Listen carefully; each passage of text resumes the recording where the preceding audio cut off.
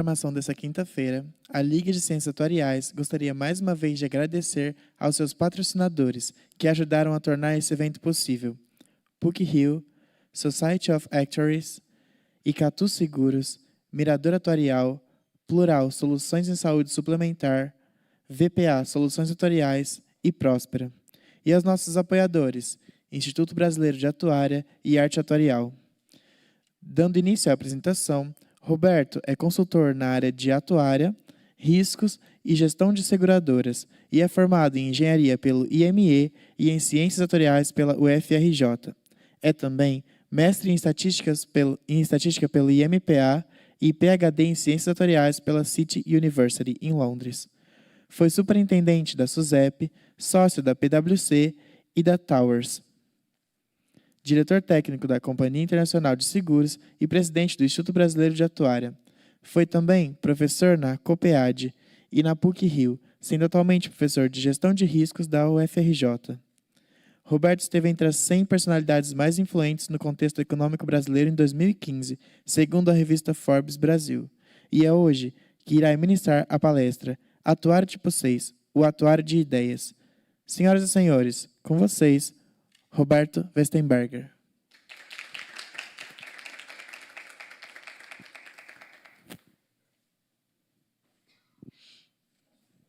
Pode, claro.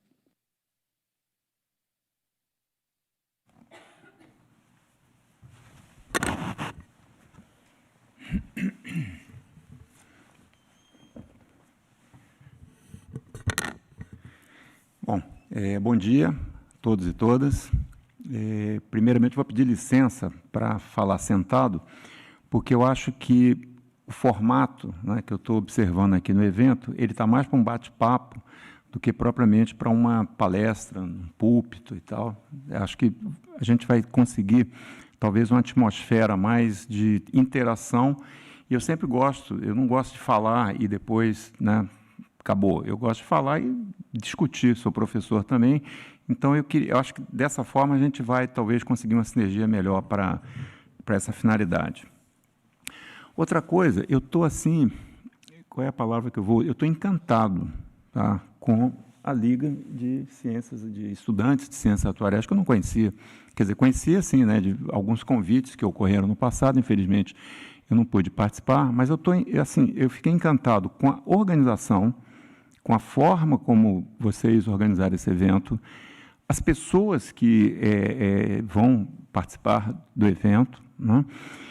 Mas eu estou desencantado um pouco, né, de ver que esse esforço de vocês não mobilizou como deveria ter mobilizado.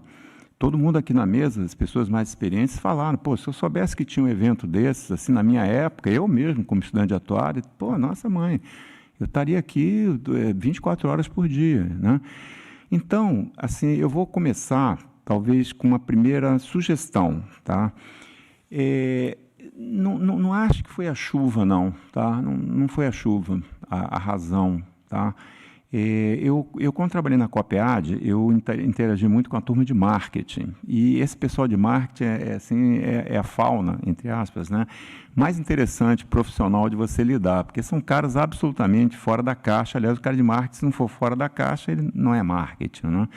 E eles tinham lá uma espécie de uma piada que eles faziam, que é a questão assim, né, de colocar o ovo de pato, ou de pata, melhor dizendo, né? Que nesse evento aqui, o que ocorreu é que vocês colocaram um ovo de pata. Não sei se você sabe que a pata, na hora que ela vai colocar o ovo dela, ela vai ali num cantinho, né, coloca o seu ovinho, depois volta direitinho lá para o seu local e ninguém sabe que ela colocou o seu ovinho ali, tá? Ao passo que a galinha, não sei se vocês já tiveram a oportunidade de ver, a galinha, na hora que ela põe o ovo, ela cacareja para tudo quanto é lado e toda a fazenda sabe que aquela galinha colocou aquele ovo naquele momento. Então, talvez, eu acho que esteja faltando, e é uma sugestão, tá? Deus me livre fazer crítica, né? É uma sugestão mesmo, né? Talvez no evento futuro botar esse ovo de galinha mesmo, né? Tem que fazer um esporro maior, tem que bater tambor, né? E aí é uma questão mesmo de divulgação, que eu sei que normalmente as pessoas, né, quando você tem um evento de alto conteúdo como esse daqui, às vezes você pode pensar que o alto conteúdo é razão suficiente para a mobilização. E às vezes não é. Às vezes você tem que meio que bater o tambor e até dar um jeito assim de trazer as pessoas. Eu acho que a gente tinha que ter mais gente aqui participando dessa grande comunhão de experiência, que eu acho que é o que vai ocorrer. Dito isso, vamos à nossa... E mais um bate-papo do que propriamente uma palestra, né? Atuário tipo 6, poxa, mas tem tanto atuário já, tipo 6, na minha época tinham 3, né? Era atuário tipo 1, tipo 2, tipo 3, isso há 35 anos atrás.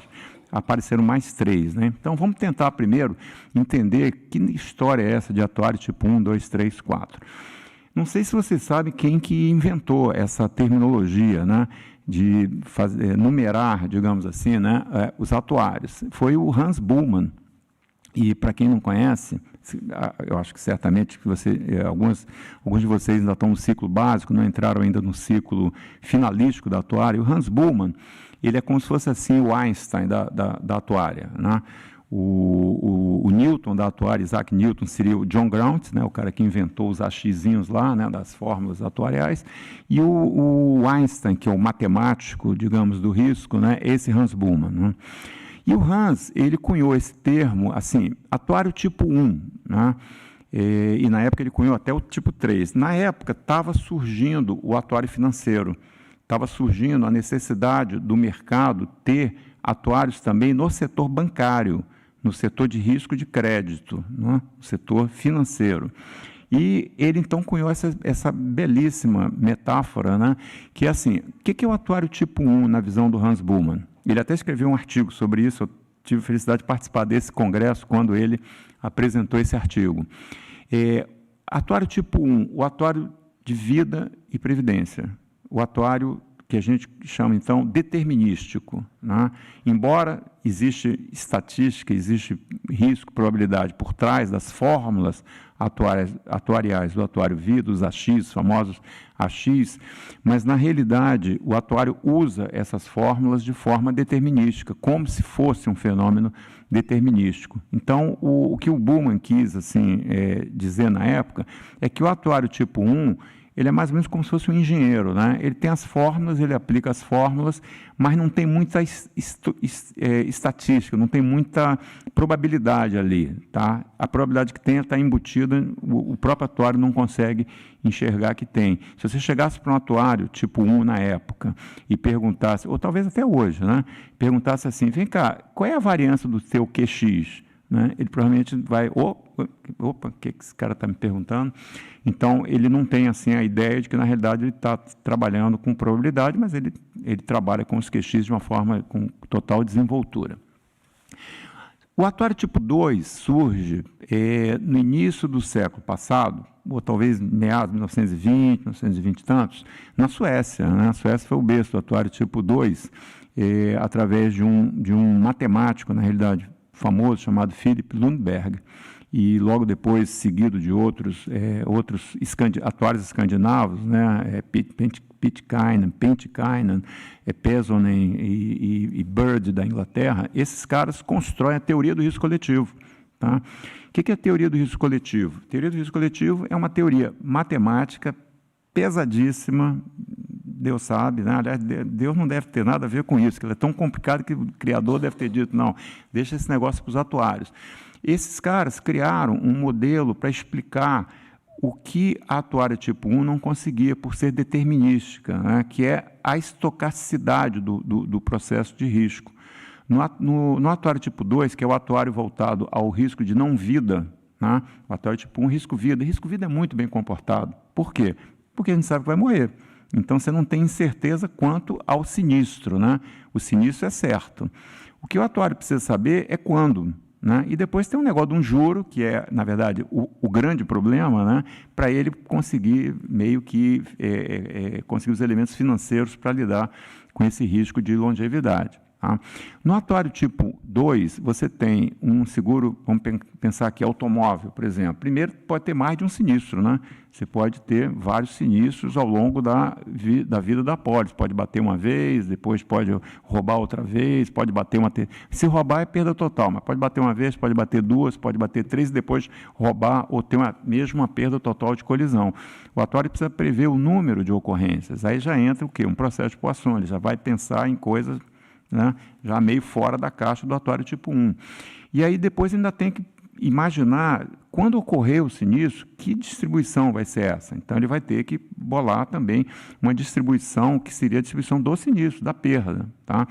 E a composição dessas duas distribuições, né, a incerteza do número de vezes e a incerteza do valor toda vez que ocorre, essa composição é que gera o processo de poação composto, né, que é a base da teoria do risco coletivo, mas quase que impenetrável. Eu fiz uma tese de doutorado em cima dessa teoria e até hoje eu posso dizer que não a domino, aliás, já há muitos anos, né, não a domino 100%. É muito complicado. Então, de certa forma, isso assustou um pouco os atuários. Né? O atuário tipo 2 ele custou um pouco para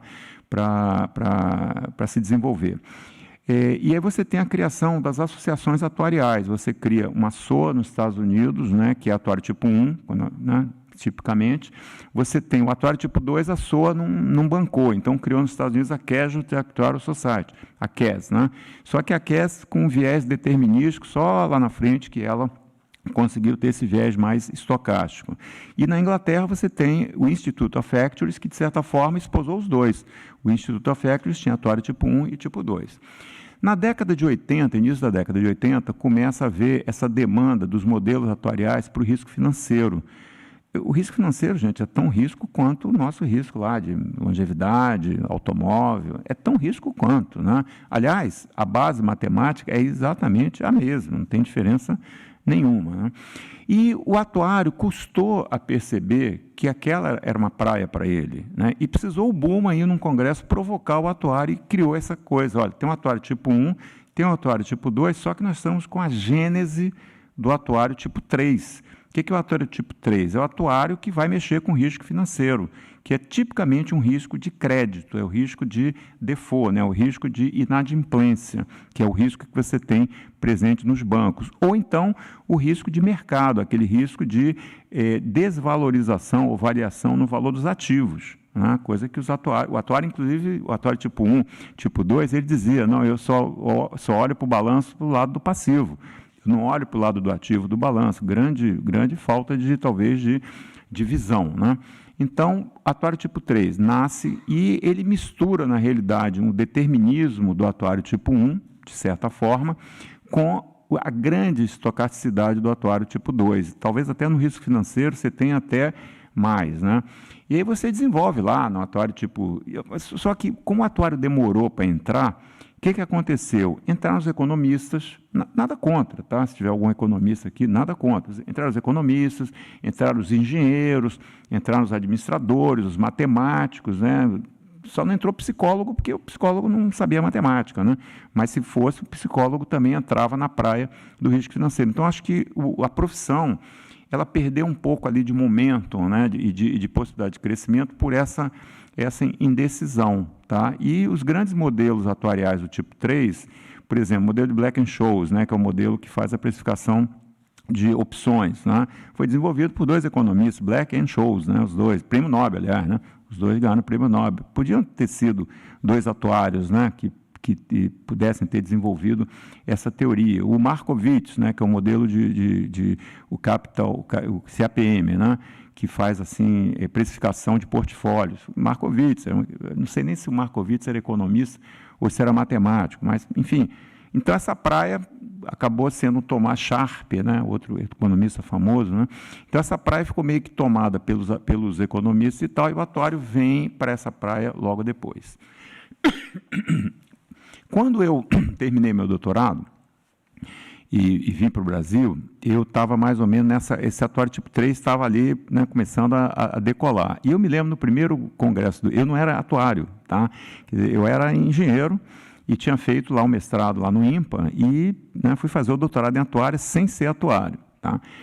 E aí, quando eu me inscrevo no IBA, eu tive que fazer a graduação, né, de atuária para poder entrar no IBA, pela lei brasileira, né? Então, fiz lá minha graduaçãozinha de atuária. E quando eu entrei no IBA, no primeiro congresso do IBA, eu lancei essa questão do atuário tipo 3, né? E o pessoal aqui no Brasil não estava assim, sabendo que tinha essa discussão lá fora, né? E eu assim, achei até bacana que naquele congresso a gente pôde ter essa provocação. E eu tenho vários ex-alunos e colegas de profissão, hoje, que são atuários tipo 3 de verdade, e que eu tenho até grande prazer com isso, né? E quando me encontro, dizem assim, poxa, graças a você, eu fui lá para essas terras ou esses mares, né, atuariais do tipo 3, e estou muito feliz, bababá, e vários atuários hoje trabalham nesse setor. Aí eu nessa época estava trabalhando como professor na COPEAD. A COPEAD, por questões, digamos, questões assim de direcionamento profissional mesmo. Eu cismei, achei que uma escola de administração era um local para mim mais conveniente para eu me desenvolver academicamente como atuário, do que dentro de uma escola de matemática, onde era a área de atuária aqui na UFRJ. E eu acho que foi a melhor decisão que eu tomei na minha vida, porque logo que eu entrei na discussão de administração, eu comecei a ler Peter Drucker, né, porque Peter Drucker é como se fosse a cartilha do administrador, né, como se fosse o compêndio de matemática básica do administrador. E Peter Drucker, logo na saída, ele diz, administrar é saber correr risco. Aí eu pensei, mas o atuário mexe com o quê? Mexe com risco. Então, tem espaço para o atuário aqui, né? E eu aí comecei, na COPEAD, eu consegui desenvolver uma cadeira, e eu tenho, assim, bastante orgulho, né, de saber, de dizer mesmo, né, que foi o primeiro curso, certamente no Brasil, de administração, primeiro curso de administração, que colocou no seu currículo uma disciplina explícita e específica chamada gestão de risco. E eu tive até dificuldade lá na COPEAD de colocar essa disciplina, porque os meus colegas professores, né, essa turma do marketing, né, que eu descrevi agora há pouco, né, essa turma fora da caixa, e lá vem esse atuário aqui querendo botar matemática para os nossos alunos.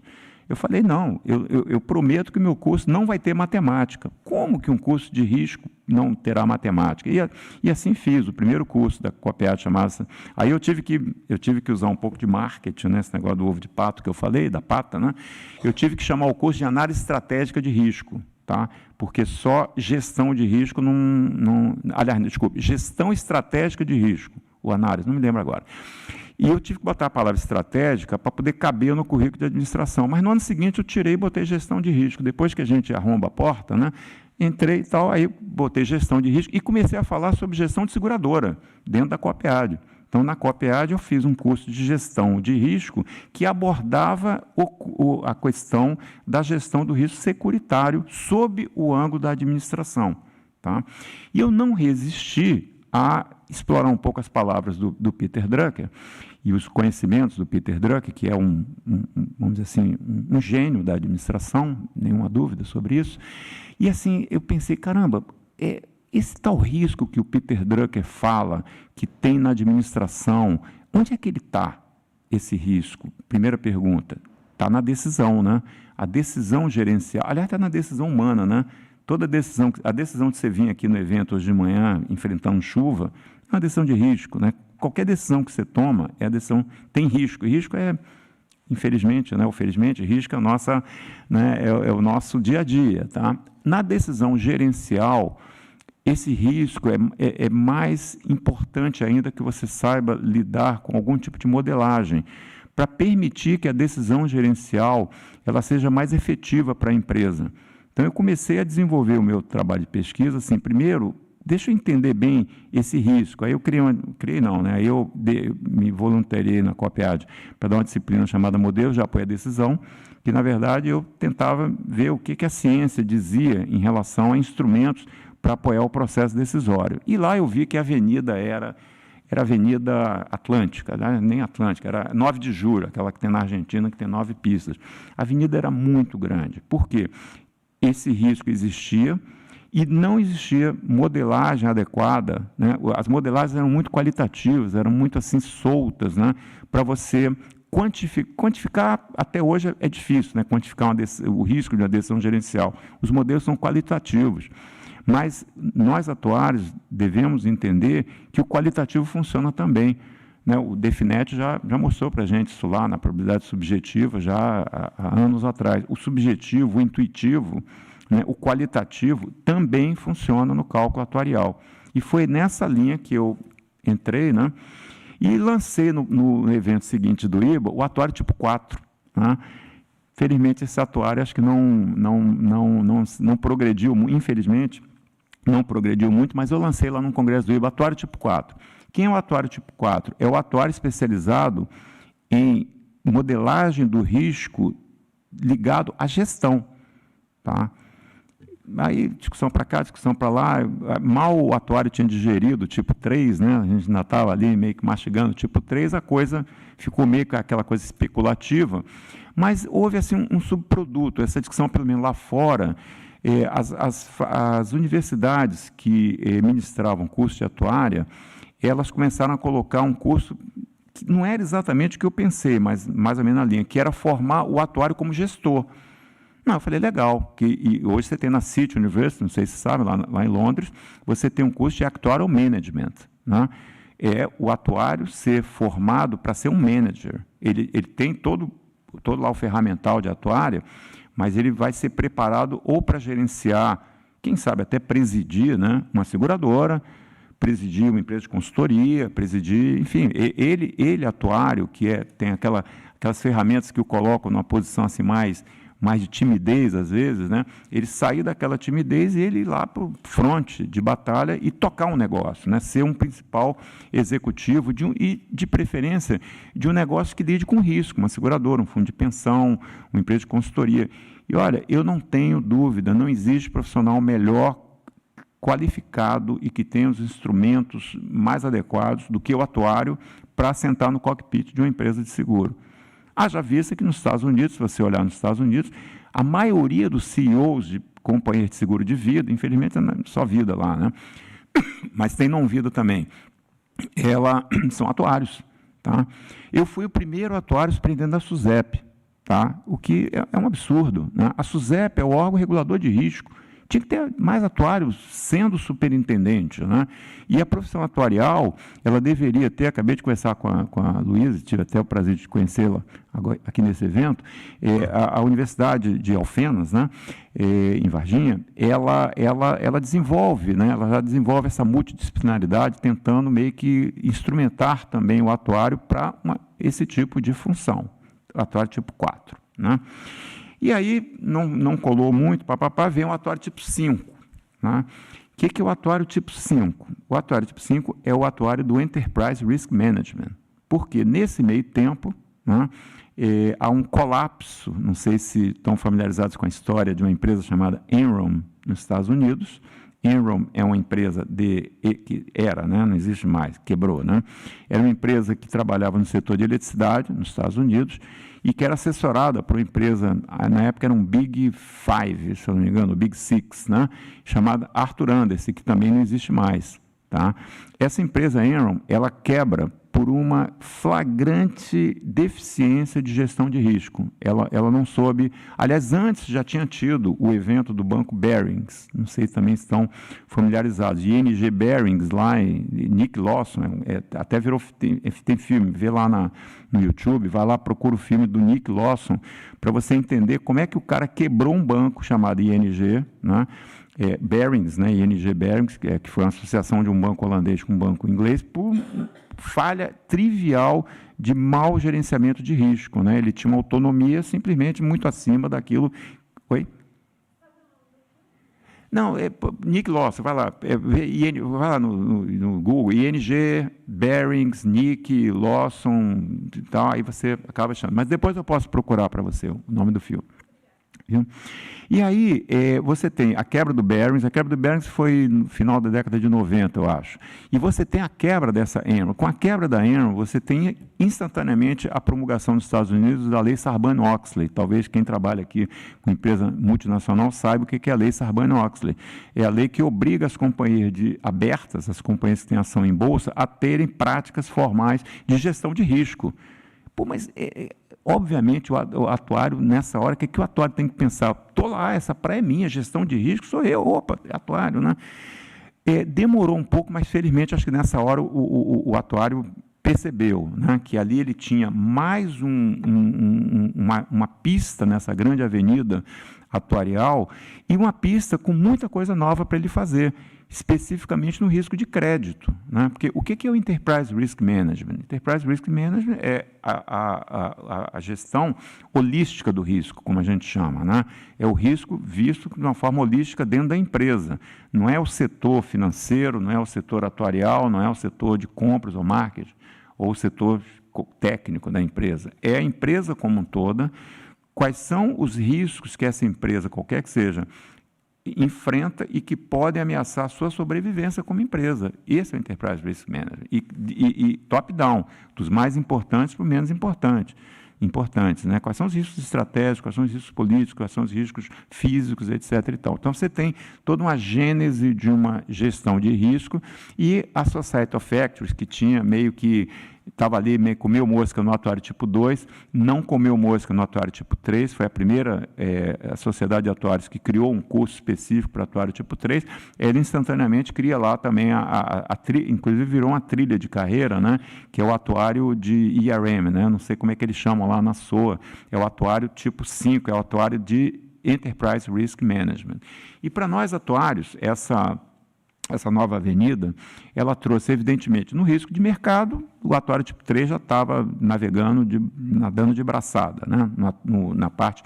Vocês sabem que Enterprise Risk Management, né, na verdade, são assim, uma simbiose de 3 tipos de risco, né? O risco de mercado, que é o risco de flutuação de ativos, o risco de crédito, que é o risco de inadimplência, alguém não honrar um compromisso futuro, e o risco operacional, que a gente coloca num saco, são todos os outros, mas, nossa, essa família de todos os outros é suficientemente grande para já até gerar subcategorizações, ok? O atuário, no risco de mercado, ele tinha já o atuário tipo 3, ficou totalmente à vontade. No atuário de riscos operacionais, nos riscos operacionais, o atuário tipo 2, ele se posicionou, porque o risco operacional, os modelos de risco operacional, tem até autores, o Henry Pandya, lá do Canadá, já até escreveu, olha, risco operacional é teoria do risco coletivo, até tem um livro que ele publicou totalmente assim, com modelos atuariais para risco operacional, todos baseados nessa tal da teoria do risco coletivo do atuário tipo 2. Só que tem um risco de crédito, né, que ali... nova praia para o atuário, né? Essa praia estava lá com os economistas, etc, etc. Então, você tem um atuário começando a trabalhar com modelos tipo score de crédito, né? Esses scores, né, que os bancos ou que os cartões de crédito usam, né, para aceitar ou desaceitar você como cliente, né? As Serasas da vida, né, que fazem aquelas avaliações, score de crédito. Os modelos de avaliação de risco de crédito do tipo, vamos pensar naquele, o Credit Metrics, né? Eu não sei se você sabe que, vamos voltar para o atuário tipo 3, risco de mercado. O paradigma dominante, né, durante muito tempo, que ainda é de certa forma, né, do risco de mercado, é o tal do VAR, né? VAR. Só que não é o VAR, aquele VAR que você vê na televisão, né? É o VAR Value at Risk, né? Que vem muito antes do VAR da televisão. Gente, o que é o Value at... Agora, nós aqui atuários, na nossa intimidade atuarial, o que é o VAR? É um percentil, né? Pô, pelo amor de Deus, né? O VAR é um percentil, coisa que a gente aprende na estatística, né? É um percentil lá de, sei lá, de 0,5%, sei lá de quantos por cento, você até fixa o nível de confiança do VAR, mas o VAR é um corte que você dá na curva de perda, né, para você dizer assim, olha, a partir daqui é muito improvável que eu tenha determinadas perdas. Então, digamos, essa parte estava bem resolvida, né? O que o Credit Metrics ele faz? A mesma turma que inventou o VAR, do Risk Metrics, que, se não sabem, foi o JP Morgan, foi um banco, não foi a academia, foi um banco que inventou o VAR, JP Morgan, né? O JP Morgan, ele gostou da invenção do VAR, fez muito sucesso, ele resolve inventar uma opção também para quantificar risco de crédito, e ele cria o Credit Metrics, né? Risk Metrics, Credit Metrics, só que, no meu modo de ver, pisou na bola, tá? Porque o Credit Metrics, ele é um modelo de avaliação de risco todo baseado na pressuposição da migração de ratings, né? Sabe o que é rating, né? Rating é aquela nota que as empresas têm das agências de rating, supostamente medindo a sua saúde financeira, tá?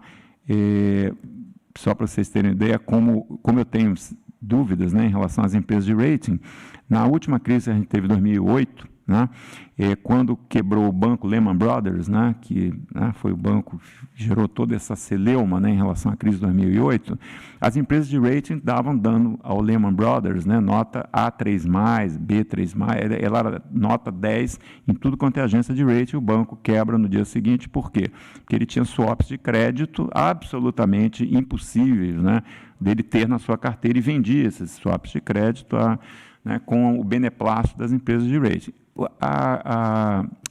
O Credit Metrics é um modelo baseado em migração de nota de rating, só que isso é uma opinião pessoal, tá? Eu não acredito muito nessas notas. Eu acho que essas notas, e até os modelos que produzem essas notas, são modelos que eu considero um pouco fragilizados. Então, eu não sou assim, um praticante, né, do Credit Metrics. Mas você tem outros modelos de risco de crédito. Tem um modelo do Risk Credit Plus, né? Acho que é Credit Risk Plus, se eu não me engano, desenvolvido pelos suíços, totalmente baseado na teoria do risco coletivo. Menos mal, tá? Menos mal, ele usa lá processo de parcial composto, blá, blá, blá, todo aquele aparato da teoria do risco coletivo. Mas eu mesmo sou um crítico da teoria do risco coletivo para atuário tipo 2. Eu fui, né, durante muitos anos, um praticante do atuário tipo 2, e tinha horas que eu não conseguia usar a teoria do risco coletivo. Por quê? Porque ela era teórica demais para o fenômeno prático securitário. Eu simplesmente tinha que partir para coisas mais heurísticas, e até desenvolver coisas na própria COPEAD para poder lidar com determinadas áreas. Mas em muita coisa funciona, e funcionou na área de crédito, né? E você vem com outras coisas na área de crédito. Você tem o Credit Plus, conforme eu falei. E tem, o nome é esse mesmo, tá? Por favor, não me censure, teoria das cópulas, né? Aí você, teoria das cópulas, é isso que você está pensando mesmo, né? A teoria das cópulas, ela foi criada, inspirada, né, no fenômeno da copulação, né? E que, na verdade, o que ela se propõe a fazer? Ela se propõe a medir, e olha como é que os modelos vão se sofisticando, os modelos atuariais, a medir a correlação nas caudas da distribuição, né? Porque a gente sabe, numa visão de Enterprise Risk Management, não existe uma correlação direta, individual, entre riscos daquelas famílias. Por exemplo, vou te dar um exemplo aqui simples, né? Se uma pessoa bate com o seu automóvel, bate o seu automóvel, você acha que isso vai influenciar mais ou menos uma pessoa ir para o hospital ou não por uma doença? O cara que bateu na rua com o carro tem poder de influenciar mais ou menos pessoas irem para o hospital por doença? Aparentemente não, né? São fenômenos totalmente não correlacionados, tá? Só que, se você tiver um enchente, né, como já tivemos em São Paulo, em que você tenha uma grande perda catastrófica de carros, né? Muito carro foi para o Rio Pinheiros, para o Rio Tietê. Tá? Isso gera um prejuízo muito grande para a seguradora, mas aí quando inundou, você tem aqueles ratos todos que aparecem nas inundações, e deu uma crise de leptospirose, aquela doença que o rato... Essa doença lá do rato, né? Então, muita gente teve a doença, e então gerou um acúmulo, né, de pessoas indo ao hospital, então gerou uma utilização do seguro-saúde. Quer dizer, o seguro de automóvel acabou influenciando, né, para mais, no caso, o seguro-saúde, mas aonde? Na cauda da distribuição, porque houve uma catástrofe. E os atuários, na verdade não foram os atuários, né? Os atuários utilizam, mas os matemáticos, lá, os economistas inventaram essa teoria das cópulas, que é exatamente uma forma de você medir uma correlação, mas uma correlação selecionada só para as caudas, onde você tem as catástrofes, né, e os eventos mais improváveis das distribuições. Os modelos lá, Pearson, aqueles modelos tradicionais de correlação, não funcionavam. Por quê? Porque ele mede a correlação ao longo, né, de toda a curva. E na média da curva, conforme eu falei anteriormente, não tinha sentido essa correlação. Então, você vê que o atuário tipo 5 já é um atuário, caramba, tem atuário, né, ele faz coisa do atuário tipo 1, coisa do atuário tipo 2, coisa do atuário tipo 3 e ainda tem que inventar cópulas, né, o que talvez não seja uma coisa tão ruim, né? Desculpe a piada. Bom, então, o que é esse atuário tipo 6, né, que é o tema do nosso evento? E eu pediria só quando tiver faltando, se é que já não está, né, faltando aí uns 10, 15 minutinhos, né, para eu parar de falar, que me avisem, né, porque eu quero realmente ter uma interação com vocês, né? Você me avisa, então, quando tiver, tá? Quando tiver assim, 15 minutos para eu parar de falar, você só dá uma sinalizada que eu aí aborto missão e a gente faz aqui uma discussão. O atuário tipo 6, aí eu vou provocar. Bom, são estudantes aqui, a maioria, tá? Então, o estudante é para ser provocado, né? Então, eu vou aqui especular, vou aqui saltar a franga, tá? Vou pensar alto, né? Aonde que eu vejo... Primeiro, eu acho que o atuário tipo 6 seria muito legal se a gênese do atuário tipo 6 provocasse um atuário assim, mais de ideias, de transformações, a Luísa falou, o atuário que resolve o problema, legal, mas eu gostaria de ver um atuário que encontra o problema, né? Porque, às vezes, né, você pegar um problema dado e resolver, até é sempre difícil resolver problema, mas eu acho mais, e aí eu digo pela minha experiência de consultoria, muito mais difícil é você identificar qual é verdadeiramente o problema, né? Qual é o problema que faz com que a indústria de seguro esteja parada nesses, sei lá, 6% do PIB?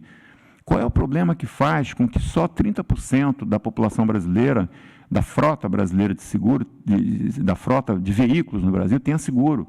Por que os 70% não tem? E o seguro-saúde? Por que o seguro-saúde é tão caro? Eu até sei a resposta, tá? Não vou dar aqui em público, mas até sei a resposta. Por que é tão caro? Por que o idoso paga aquele absurdo?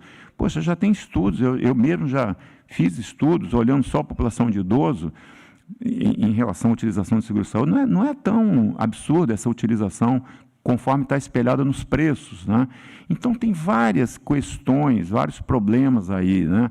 No cosmos securitário, no cosmos financeiro, que o atuário pode meio que, né, pescar e eleger como seu problema para o seu desenvolvimento. E talvez saindo aqui fora de todos esses 5 paradigmas do atuário tipo de 1 a 5 que eu acabei de falar. Um deles, você vai achar que eu bebi alguma coisa. Eu declaro que eu não bebo, tá? Não bebo bebida alcoólica, né? Que é a conceituação do seguro. Conceituação de seguro. Você assim, mas espera aí, conceituar seguro? É, a conceituação de seguro. Quando eu estava na SUSEP, havia uma questão muito forte, né, da SUSEP multar entidades que faziam o que ela chamava de seguro pirata. O que é o seguro pirata? Seguro pirata é o seguro sem autorização praticado por entidades sem autorização de operar como seguradora. Então, você tinha, principalmente em Minas Gerais, né, um monte de cooperativas, só que não pode usar o termo cooperativa, porque o decreto 73 proíbe. Então, elas se chamam de associações, né?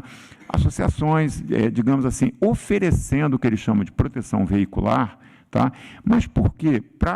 Claro, um monte de associação que a gente chama do mal, né? Associação ali, falcatrua, desonestidade, que realmente tem que ir lá e sancionar, e prender, arrebentar. Mas algumas tentando preencher um gap de mercado.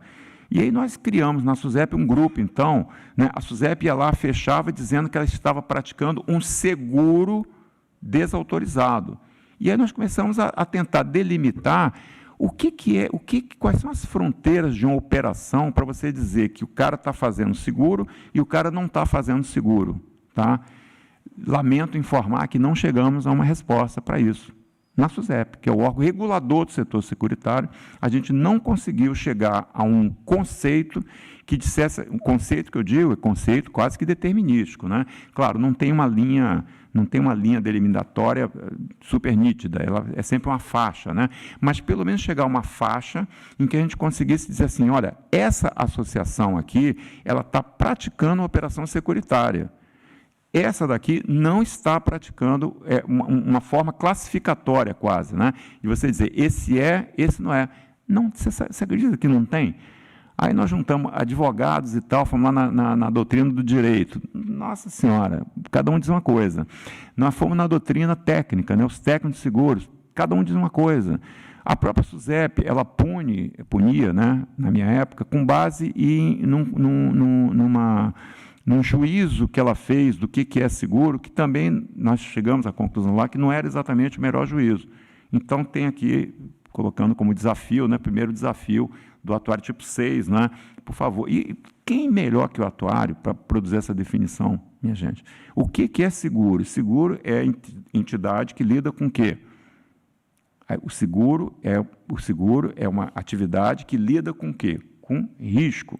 O atuário é especialista em quê?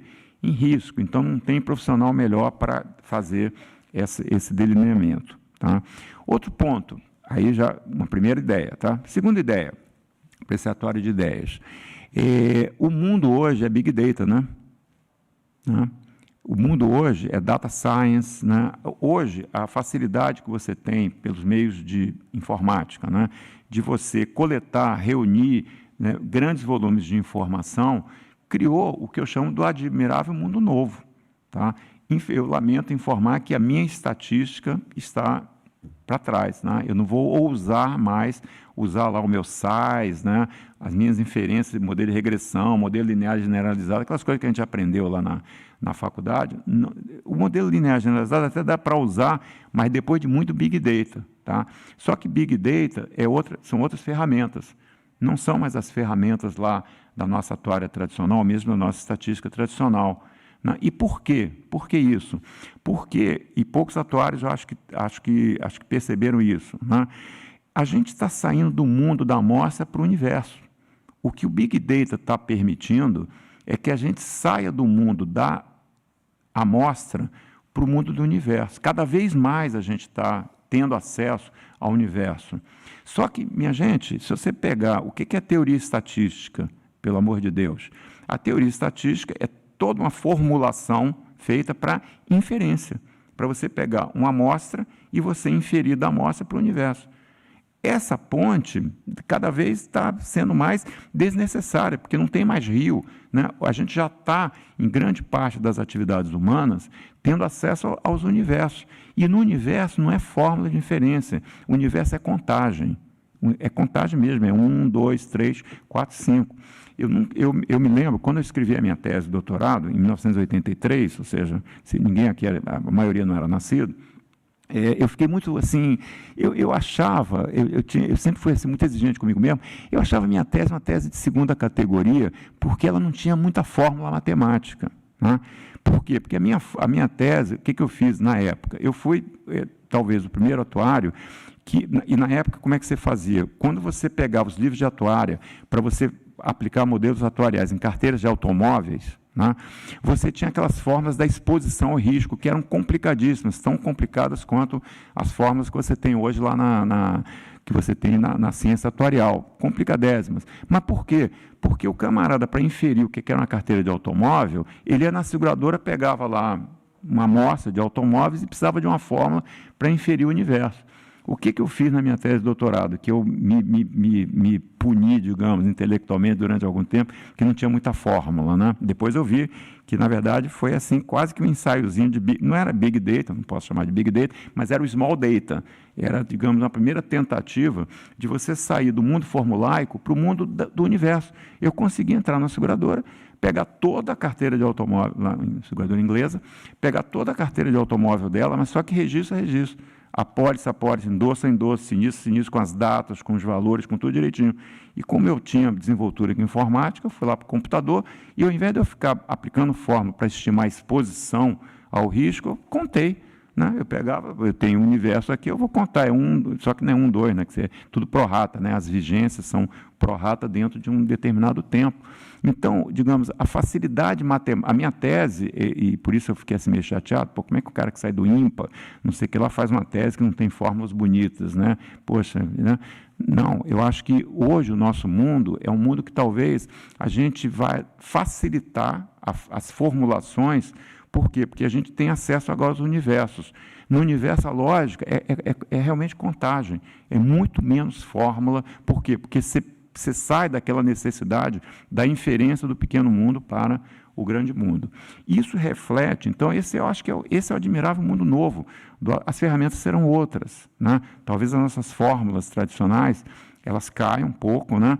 Mas a gente vai ter aí o acesso ao universo, a essa riqueza de dados, demandando, inclusive, outros ferramentais, né? Os Pythons da vida, sei lá, eu nem os conheço. Se falar besteira, até peço que me falem, né? Mas você tem toda uma ciência de dados, o Big Data, o Data Analytics, né? O Business Intelligence, a inteligência artificial.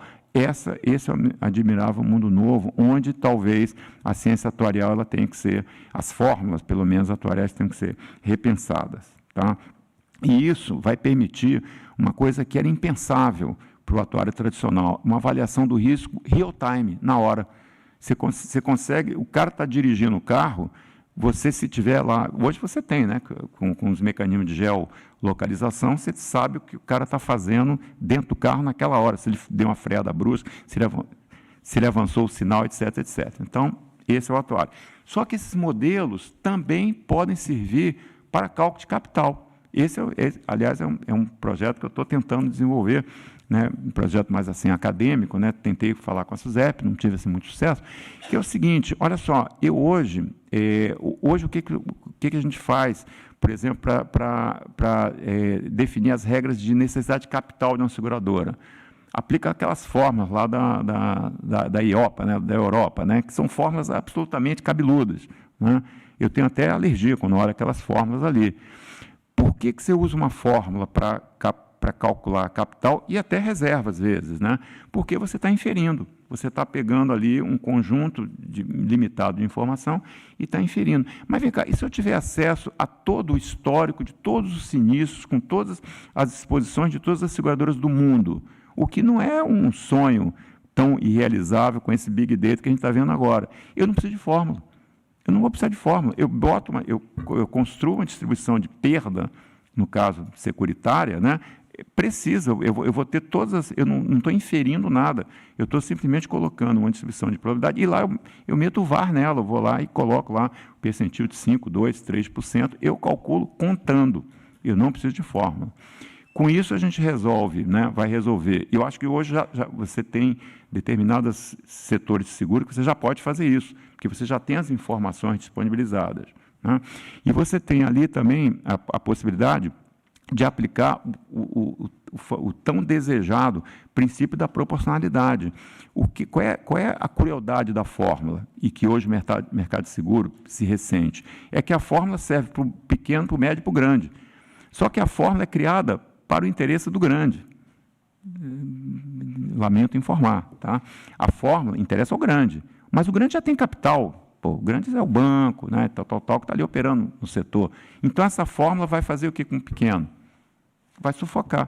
Então, se você tem uma metodologia que não tem fórmula, eu vou pegar a carteira do cara, tá? E eu vou contar, eu não vou formular, né? Você pega a carteira do pequeno e faz a mesma coisa. Você calcula uma necessidade de capital só para ele, tailor-made. Você aplica aquilo que é sonho de consumo, inclusive dos órgãos internacionais de regulação de seguradoras, IAIS da vida, que estão buscando uma fórmula que atenda essa questão da proporcionalidade, a diferença de tamanho de segurador, só que estão procurando por fórmula, vão dar com os burros, não é?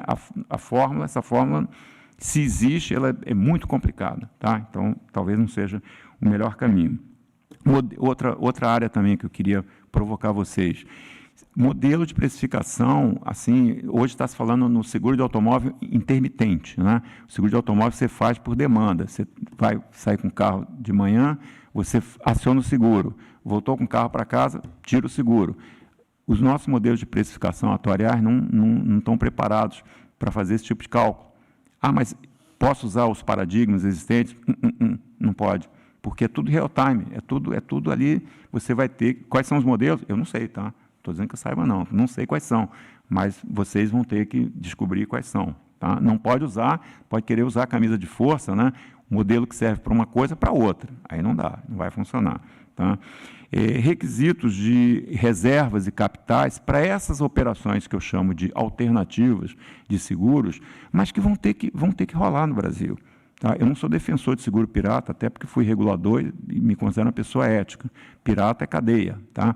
Agora, as cooperativas que são impedidas de funcionar porque existe, digamos, uma legislação protecionista que assim as impedem, se essa legislação protecionista for relaxada, e eu acho que a SUSEP está sinalizando nessa direção, vai requerer modelos diferenciados, tanto para reserva quanto para capital.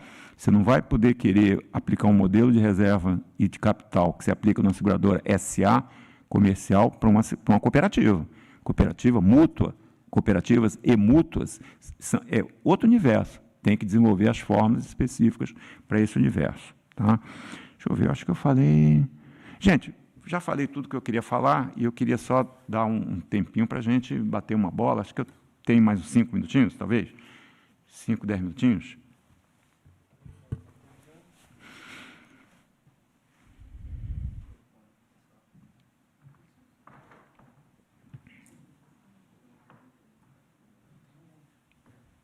Vale?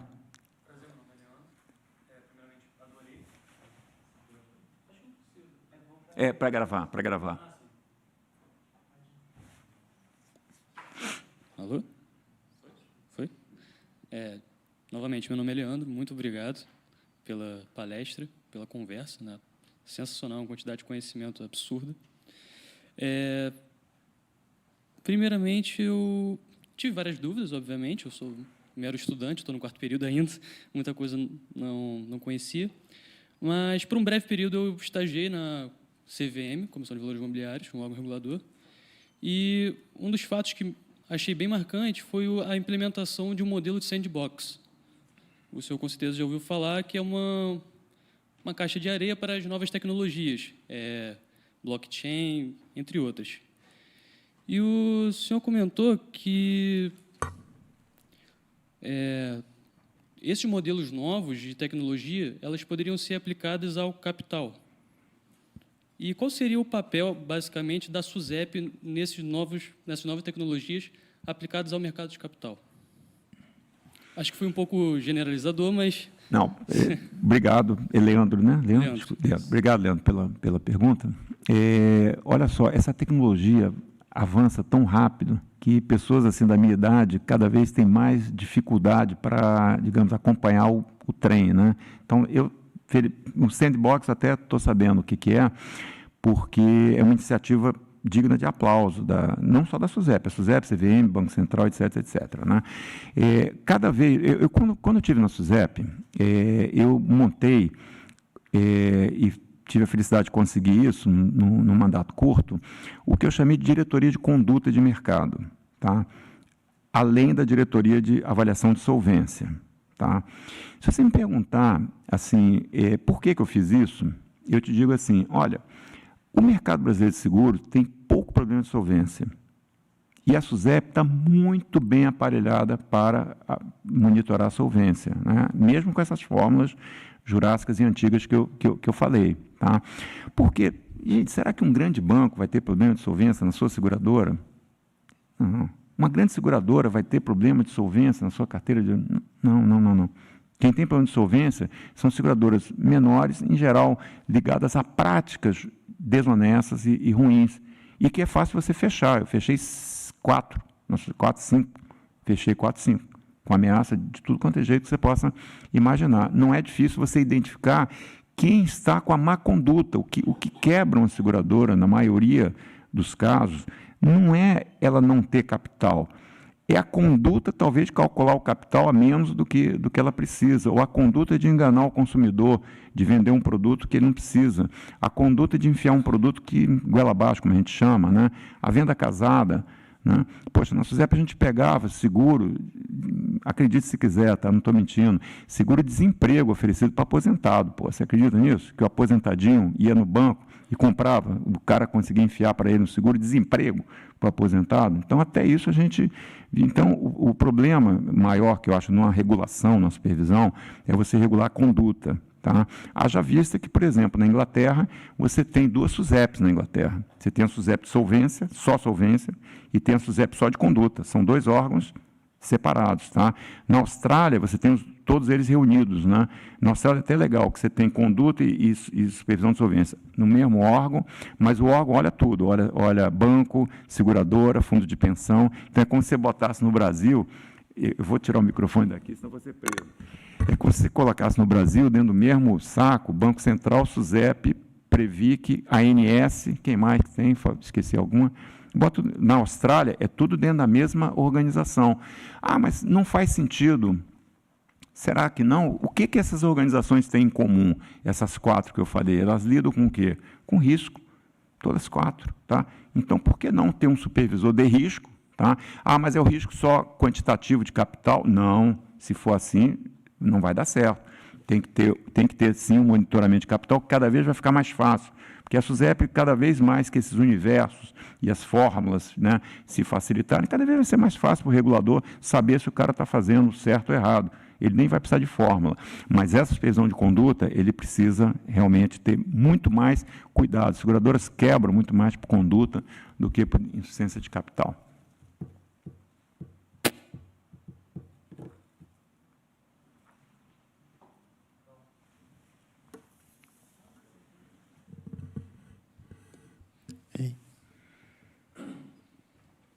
Nós agradecemos muito a sua participação. O Pablo vai entregar um mimo agora para você, Gustavo, na verdade, e um certificado.